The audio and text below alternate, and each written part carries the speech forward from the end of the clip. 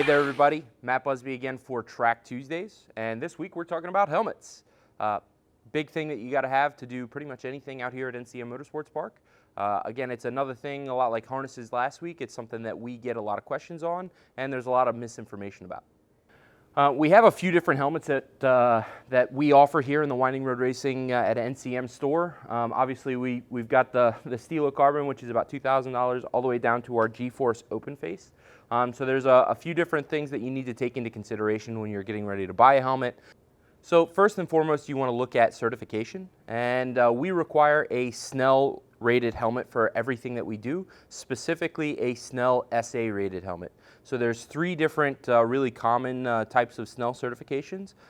Snell K, which is for karting, Snell M, which is for motorcycle, and Snell SA, which is for the automotive. And the biggest difference between an M and an SA rated, which are the two most common, the SA rated have different materials for the chin strap, which are non-flammable, as well as different materials in the lining.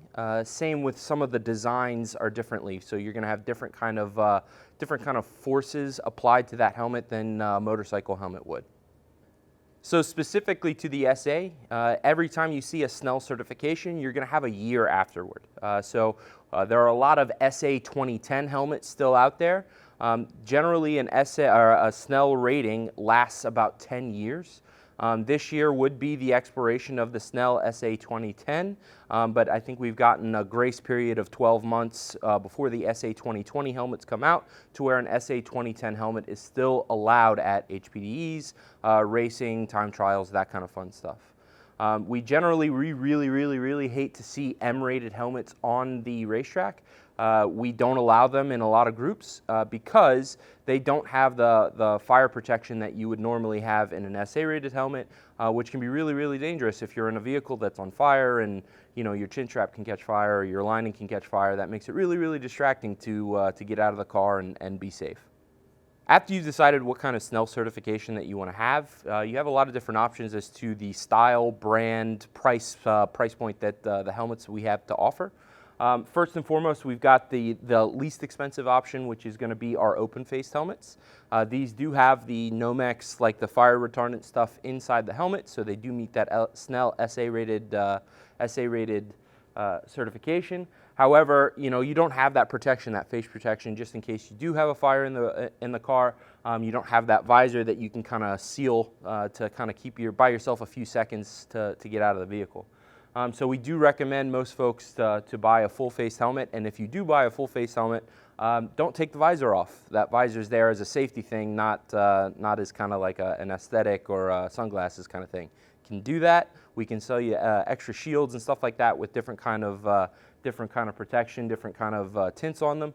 But first and foremost, they're there to protect your face from fire. After you've kind of made the decision whether you want an open face or closed face, you have a lot of different options as to brand. A lot of different brands fit differently. So one brand that we don't have here that I used to buy a lot of was Araya. And that is kind of built for a little bit more narrow of a head. Needless to say, it did not fit me particularly well. I've since moved to Stilo, which is a little bit more for a more round kind of skull. And so the biggest thing when buying a helmet is we really highly recommend trying them on before you buy them, because different manufacturers do fit differently, and comfort is really important. If you're in the car and the helmet's kind of grabbing the top of your skull and kind of giving you a little bit of a headache, then the helmet doesn't fit you very well, and then that's what you're thinking about. You're not thinking about doing your best on the racetrack. You also have a lot of different choices as to what colors you want. Some manufacturers will sell you one with decals on it. You can send helmets out to get painted. You can buy them in the carbon finish for that kind of posh look. But generally what you're trying to find is a really comfortable helmet that meets all the safety certifications to keep you safe in the car. The carbon helmets generally are a little bit lighter. And if you're, say, doing endurance racing with the Champ Car Endurance Series, if you're in the car for 2 hours, just a few grams off of your neck can make a huge difference as to how tired you get in the car or how much muscle fatigue that you're going to feel. So that's something to take into account. It's your decision on whether or not that is worth the extra money for those helmets or not, but it's something to keep in mind. After that, as to price point, you have a lot of different options as to features. So some of the more expensive helmets, like the Stilos, you can have fitted really easily. They're modular to where you can have communications devices put in, drinks, vents, all that kind of fun stuff. So they're really easy to be customizable and add a whole other level of comfort to you. Some of the lesser expensive helmets can be a little bit more tedious and a little bit more, it can end up costing you more money to put communications, drinks, all that kind of fun stuff in them. So again, you know, there's a cost benefit that needs to go on when you decide that you're going to buy a helmet, what you're going to be using it for, what you could be using it for, and the features that you need. Starting in 2015, so all SA 2015 helmets and up have the back of the helmets pre-tapped for threads for your head and neck protection. So head and neck protection is a big part of being safe in the car. And you know, you used to have to put a big washer and a nut behind a pre-drilled hole in the helmets, and those would tend to kind of splinter and crack and everything like that. So now they're pre-tapped to where it's really, really easy to get the posts in for a Hans Device, Simpson, head and neck protection, something like that. A few things that I think don't get thought about a lot when you talk about helmets. Helmets are a consumable, just like a brake pad or a tire or something like that. And there are a few situations where you really need to consider purchasing a new helmet.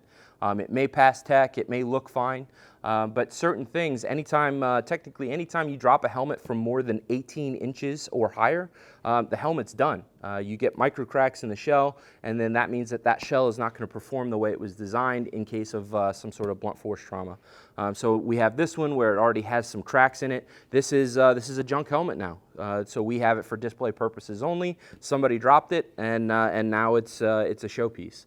Another thing that you have to keep in mind is most of the material in SA-rated helmets, like I said, they are either Nomex or they're treated to be flame retardant.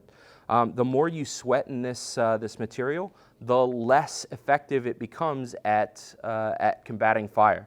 So if you've had a helmet for 8 years and you've been sweating in it 20 weekends a year, that liner probably isn't as effective as a new helmet in protecting you from some sort of fire event.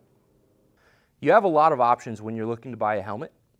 We've talked a little bit about that motorcycle versus SA differences. Motorcycle helmets do have generally wider eye openings, but they don't have the flame retardant liner, the flame retardant chin strap, and then the shells are constructed a little bit differently. For most HPDE groups, race groups and everything like that, an M-rated helmet will not pass tech and you will not be able to use it on the racetrack. So always consider the safety standards that you need before you buy a helmet. And if you have any kind of questions, give us a call here at Winding Road Racing at NCM Motorsports Park. Justin would love to help you. Thank you guys for watching. I hope just this brief talk about helmets has kind of helped you, especially going into the start of the season, as to what kind of helmet you need to get to be prepared for all of our track events here at NCM Motorsports Park. Thanks for watching, and we'll see you next time.